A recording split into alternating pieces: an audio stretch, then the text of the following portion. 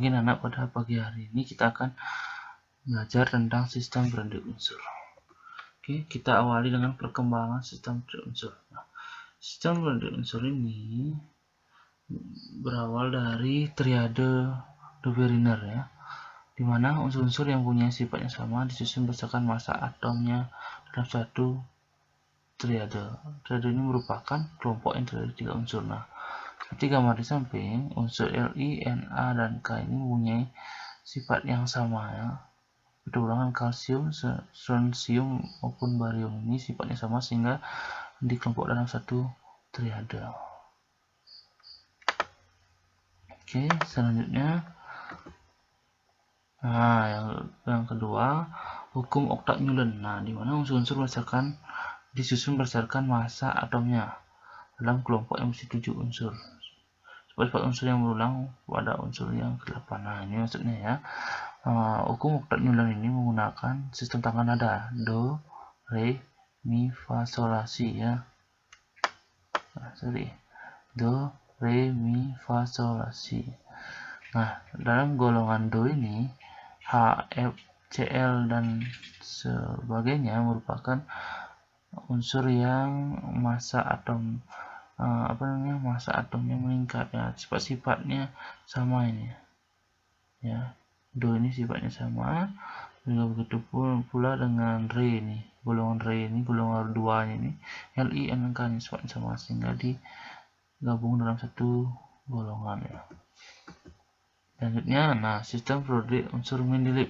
Nah, Mendeleev dia mengelompokkan unsur berdasarkan kenaikan massa atom dan sifat-sifat unsur. Nah, seperti ini.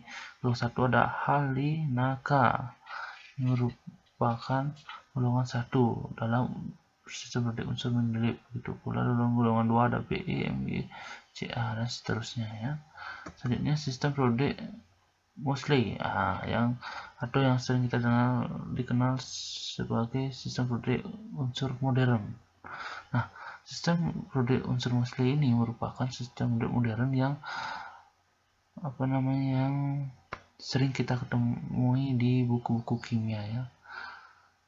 Nah, Moseley ini menyusun atau mengelompokkan unsur berdasarkan kenaikan nomor atom dan sifat fisik dan kimia. Nah, berikut adalah sistem periode unsur Moseley atau sistem periode unsur modern. Nah, dalam sistem periode ini sudah tersusun atau sistem periode unsur ini terdiri dari golongan, yang bagian sini golongan ya, yang bagian tegak golongan, dan bagian yang mendatar ini namanya periode ya. Oke, yang ini namanya periode 1, 2, 3, 4, 5 seterusnya ya. Sedangkan yang mendatar ini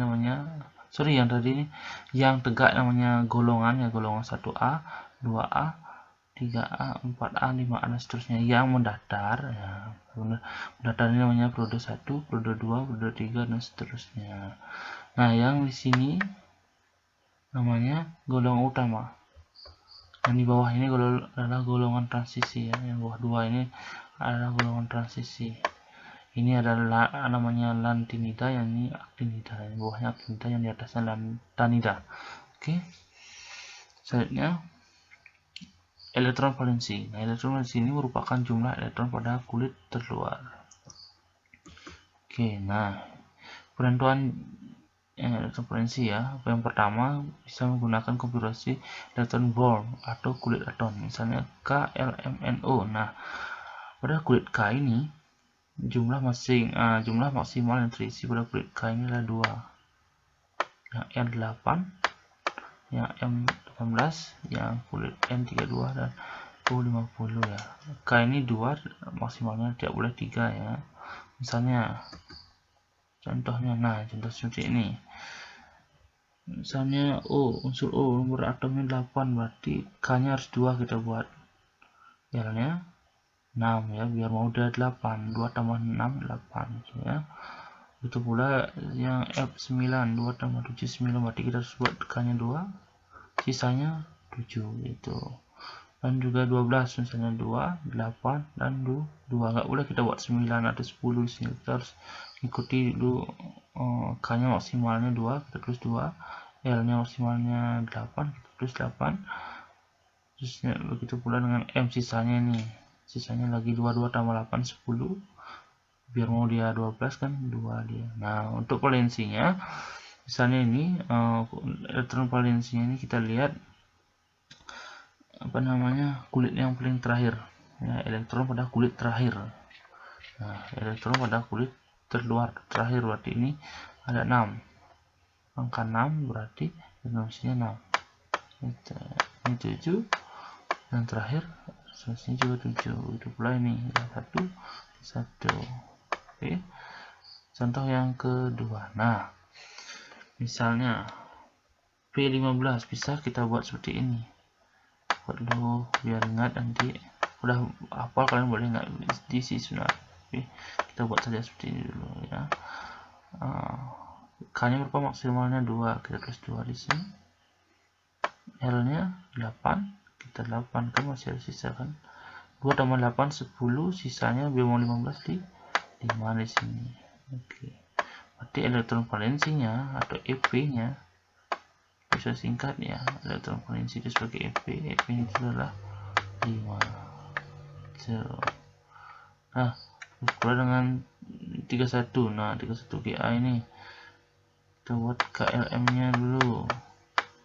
Udah kalian hafal, boleh nggak isi sebenarnya ya. 2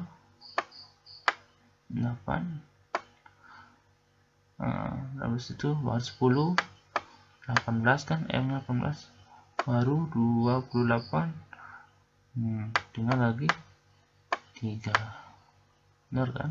28 10, 2 tambah 8 10, 10 tambah 18 28 tambah 3 31. Berarti EP nya adalah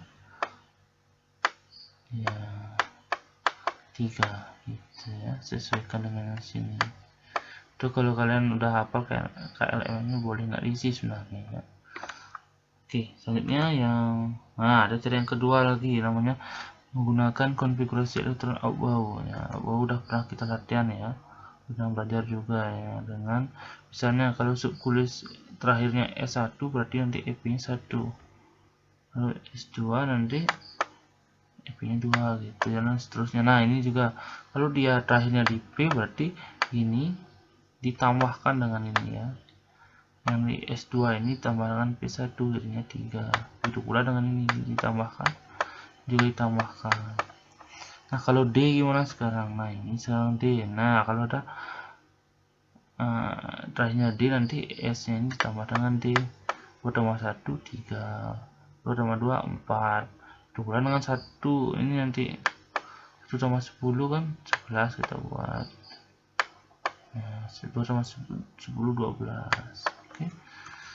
Contohnya, contohnya ini set N30, elektron terakhirnya ada di 3D, berarti kita ambil yang ini berarti ya, yang terakhir yang terluar kita pakai S2 3D 10. Kita lihat yang sini S2 D. Nah, berarti tulisnya 12 itu ya, 10 tambah 2 12. Begitu pula dengan yang N ini 2 tambah 3, 2 tambah 3 ini, sorry ya, ada kesalahan kayaknya. Ini 2, ini 3 ya. Oke, 3 tambah 2 5, ini ada kesalahan. Nah, begitu pula yang BE 2 tambah, ini bukan 2 tambah 2 ya, sorry ya, ini S kan S2 berarti EP nya 2. Yang ditambahkan itu kalau jika di kulit terakhirnya P dan kulit terakhirnya D. Oke.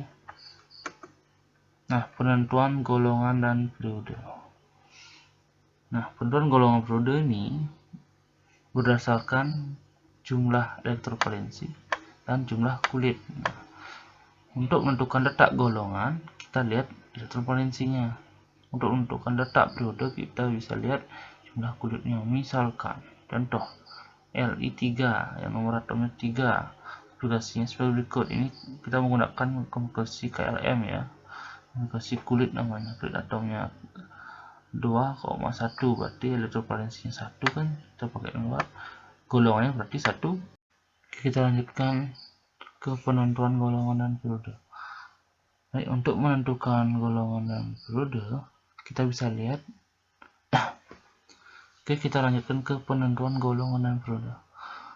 Untuk menentukan golongan dan periode, kita bisa lihat jumlah elektron valensi dan jumlah kulit. Oke, untuk letak golongan, kita bisa lihat jumlah elektron valensinya. Untuk menentukan letak periode, kita bisa lihat jumlah kulitnya. Oke, golongan kita lihat elektron valensi, periode kita lihat jumlah kulit. Nah, contohnya seperti ini ya. Ini kita menggunakan konfigurasi kulit atau konfigurasi bore ya, bore. Oke, nah, kita lihat unsur Li 3, ini konfigurasinya 2,1. Jadi elektron valensi kita lihat yang belakang kan, pengakhir ini di elektronnya 1, berarti itu valensinya 1 juga, berarti valensinya 1, berarti golongan 1A itu ya. Untuk jumlah kulitnya ada 2, berarti periodenya 2. Kita lihat untuk jumlah kulit, kita lihat hitung, bisa hitung lihat sini ya, bisa hitung ini 1, 2, berarti jumlah kulitnya 2. Begitu pula dengan bawahnya 1, 2, berarti 2. Jumlah kulitnya sini 1, 2, 3, 4, sini 4. Karena dia 4 jumlah kulitnya, berarti periodenya juga 4. Ini belakangnya 2 atau valensinya 2, berarti 2A, seperti itu ya. Oke, ada cara lain lagi ya, menggunakan ini namanya menggunakan konfigurasi bau. Oke, kita bisa lihat seperti yang tadi ya. Kita tentukan dulu elektrovalensinya. Kita bisa lihat, atau kalau bisa juga sudah kita lihat tabelnya di bawah samping ya. Misalnya di sini kan 4S2 3/10, berarti kita lihat sini mana. Nah, ini S2 dan 3/10, berarti dia 2B itu, golongannya 2B. Untuk periode kita lihat kulit yang terbesar ya, bukan kulit yang terakhir. Di sini kita lihat kulit besarnya, lihat sini ada angka 4 yang paling besar, berarti periodenya periode ke-4. Oke, Pak ulangan, untuk periode kita lihat yang paling besar, untuk golongan kita jumlahkan atau kita bisa lihat di sini. Nah, ini tabelnya. Kalau mau jumlahkan seperti ini caranya. 2 tambah 10 berapa? 12 kan, Eping tadi kan 12. Karena 2 tambah 10 kan 12. Nah, 12 ini kita ambil 2-nya saja, tambahkan B. Berarti intinya 2B. Karena D ini ya, orbital D ini pasti akan menghasilkan golongan B nantinya gitu. Sehingga 10 tambah 2, 12, 2 ini kita ambil 2B, bukan 2A ya, karena D itu pasti B dia. Udah orbitalnya D, pasti nanti golongannya B pasti itu ya. Oke, selanjutnya contoh yang kedua. Ini juga sama seperti tadi dalam penentuan valensi. Kita tentukan dulu valensinya 2 tambah 3, 5. Nah, kan valensinya 5, atau valensi 5, berarti 5A golongannya gitu. Periodenya sudah jelas, 2 yang paling besar kan.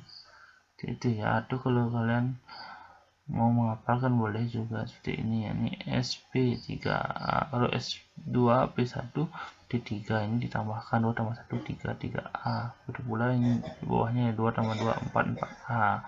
Kalau dia S nanti terakhir kita langsungnya, kalau S nya 2 ya 2A, kalau S nya 1 itu A. Kalau di D juga seperti itu, 2 tambah 1 3, 3B dan seterusnya. Nah, kalau di sini kita lihat sini 2 tambah 6 8B, betul. 2 tambah 7 9. Apa enggak di 9B? Karena golongannya itu cuma sampai 8B, sehingga 2 tambah 9, 2 tambah 7 kan 9, kita pakai yang maksimal, dan sudah yaitu 8B. Begitu pula dengan 2 tambah 8 itu 10, berarti kita pakai juga 8B ini 9 ya. 9 valensinya kita pakai 10B, 8B. Kalau ini 10 kita 8B, kalau ini 11. Nah, kalau 11 kita pakai ini belakangnya, kita ambil berarti 1B. Itu pula dengan 12 ya, 2B ya. Itu cara menghafalnya ya. Kalau sampai D pasti dia golongan B. Kalau dia lebih dari 10, 11, 12 kita ambil belakangnya. 11 ada angka 1, kita pakai 1B. 12 angka belakangnya 2, itu 2B. Kalau dia 10 dipakai yang 8B. 9 juga begitu, kayak 8B, jangan 9B karena golongan nggak ada sampai 9, cuma ada sampai 8 ya. 8A 8B kita pilih untuk orbital D yaitu B ya.